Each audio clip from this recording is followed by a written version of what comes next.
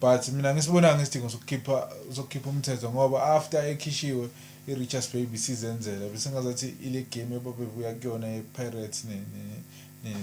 ne-Kaizer Chiefs iSoweto Derby. Yeah, bese kukubi kakhulu kulimele umthetho cause ungenile ungcobo fine ungcobo uyile ephambili waphasa leli bhola eliluziwe elilidele kwikho kodwa ngikho lapho but in terms of marking effectiveness bengekho that strong ikakhulukazi sekuphume ushinga through i-cramp yabo isisu kusho bese singasesekho singasa function and again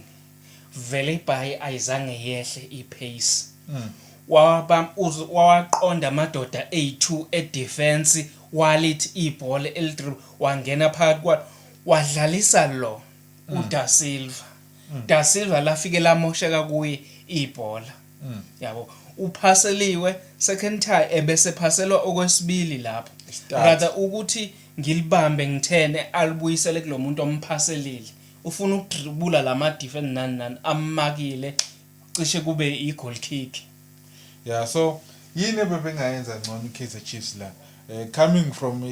iSoweto Derby, an intense game where back embarrassile